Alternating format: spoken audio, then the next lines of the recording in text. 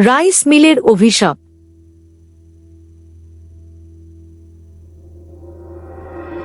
গ্রামের শেষ প্রান্তে ছিল একটা পুরনো রাইস মিল।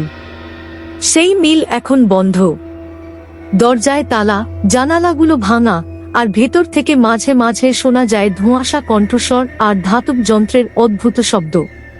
একসময় এ মিল ছিল গ্রামের প্রাণকেন্দ্র। লোকেরা ধান বয়ে আনত, ধোঁয়া উঠত চিমনি থেকে, চালের গন্ধে চারদিক ভরে যেত। কিন্তু এক রাতের পরে সব পাল্টে গেল। সেই রাতে কাজ চলছিল মিলের ভেতর। হঠাৎ বিদ্যুৎ চলে যায়। মিলের মালিক চন্দনবাবু তখন ভেতরেই ছিলেন। তারপর অন্ধকারের মধ্যেই শোনা গেল চিৎকার, কাতর, তীব্র, হাড় কাঁপানো চিৎকার। কেউ সাহস করে ভেতরে ঢুকল না। ভোর হলে লোকেরা মিলের দরজা খুলে যা দেখল, মেঝেতে পড়ে আছে চন্দনবাবুর দেহ, কিন্তু তার মুখ নেই। মুখ যেন কেউ শুষে নিয়েছে, শূন্য, কালো গহ্বর। এরপর থেকে মিল বন্ধ হয়ে যায়। কিন্তু মাঝরাতে পাশ দিয়ে গেলে দেখা যায় মিলের ভেতর আলো জ্বলছে। শোনা যায় মেশিন ঘুরছে, চাল বস্তায় ভরছে, আর কারো দীর্ঘ নিঃশ্বাস মিলে মিশে যাচ্ছে শীতল বাতাসে। অনেকে বলে চন্দনবাবুর আত্মা এখনো ওখানে আটকে আছে। যেই রাতে ভেতরে ঢোকে, তার মুখটাও মিলের অন্ধকারে হারিয়ে যায়। সেদিনও এক যুবক, অরিত্র, বন্ধুদের সঙ্গে বাজি ধরে মিলের ভেতরে ঢুকল। অন্ধকারে ভাঙা বস্তা, চালের ঢিপি আর ধুলোয় ভরা যন্ত্রের ভেতর দিয়ে এগোতে এগোতে হঠাৎ তার পায়ের নিচে কে যেন টেনে ধরল। পেছনে তাকাতেই সে দেখল এক কালো ছায়া, মুখহীন, তার দিকে এগোচ্ছে। সেই রাতে অরিত্র আর বাড়ি ফেরেনি। পরের দিন সকালে মিলের মেঝেতে মিল আরেকটা মুখহীন দেহ। এখনো গ্রামের লোকেরা রাতে ওদিক দিয়ে যায় না, কারণ তারা জানে রাইস মিল এখন আর কেবল চাল বানায় না, মানুষের মুখও চুরি করে। গ্রামের শেষ প্রান্তে দাঁড়িয়ে থাকা সেই রাইস মিলটাকে সবাই মৃত মিল বলে ডাকত।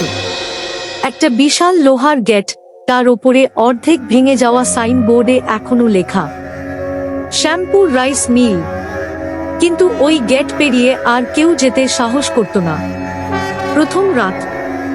অনেক বছর আগে মিল চালু থাকার সময়ই ঘটনাটা ঘটেছিল। এক অমাবস্যার রাতে কাজ চলছিল পুরোদমে। মেশিনগুলো ভয়ঙ্কর শব্দে ঘুরছিল, বাতাসে চালের ধুলো উড়ছিল।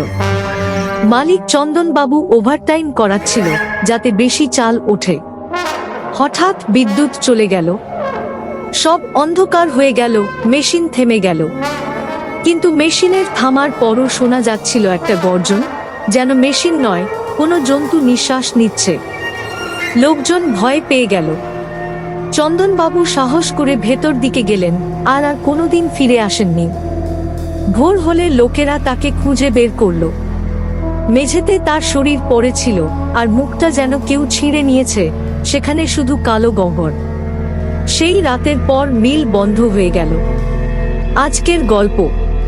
অনেক বছর পর সেই গ্রামে এল চারজন বন্ধু, অরিত্র, সায়ন, রিঙ্কু আর অর্ণব। শহর থেকে তারা এসেছিল। রাতে আড্ডা দিতে দিতে বাজি ধরে বসল। কেউ মিলের ভেতর ঢুকতে পারলে 10,000 টাকা। অরিত্র সাহস করে গেটের তালা ভেঙে ঢুকে পড়ল। সাথে সায়ন আর রিঙ্কু গেল। অর্ণব বাইরে রইল। ভেতরে ঢুকে তারা দেখল সবকিছু এখনো যেন জীবন্ত। মেশিনগুলো জং ধরা, তবুও কে যেন সেগুলো চালু রেখেছে। মেঝেতে চাল ছড়িয়ে, বাতাসে পচা ধানের গন্ধ আর অদ্ভুত ঠান্ডা। হঠাৎ ভেতর থেকে একটা আওয়াজ এল, কোনো মুখ, বেঁচে যাবে না। তারা পেছনে তাকাল। একটা কালো ছায়া মাটির মধ্যে থেকে উঠে এলো। তার কোনো মুখ নেই, শুধু গহ্বর।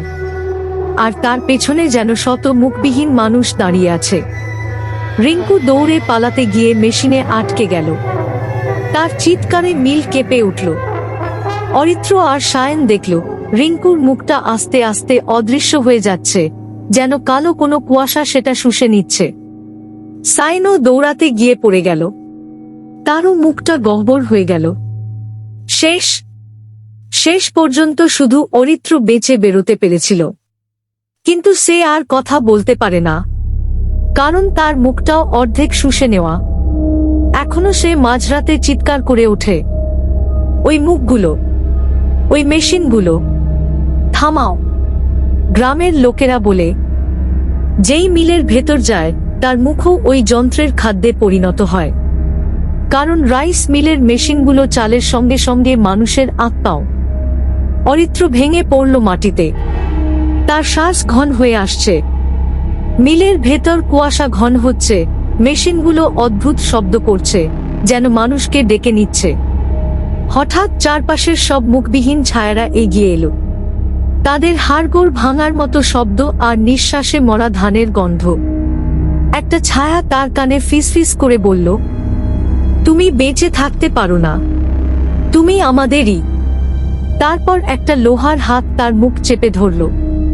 তার চোখের সামনে মিলের যন্ত্রগুলো ঘুরতে শুরু করলো, লালচে আলো জ্বলে উঠল। শেষবার অরিত্র কেবল একটা শব্দ করল, হম ম। তার গলা থেকে আর কোনো আওয়াজ বেরোল না। তার মুখ মিলিয়ে গেল কুয়াশায়, আর সে মাটিতে পড়ে রইল নিথর, একদম বাকিদের মতো মুখহীন। যখন সকালে লোকেরা মিলের দিকে গেল, মেঝেতে দেখা গেল 4টে বস্তা। তাতে চালের সঙ্গে মিশে আছে চুন, হাড় আর মানুষের চামড়ার ছোট ছোট টুকরো। তাদের চারপাশে লেখা ছিল, হম ম। এখনো রাতে মিলের ভেতর থেকে শোনা যায় সেই মেশিন আর মানুষের গলা মিলেমিশে একটা অদ্ভুত আওয়াজ করছে, হম ম, হম ম। যেন সব মুখ একসাথে কাঁদছে, আর মিল অপেক্ষা করছে নতুন মুখের জন্য।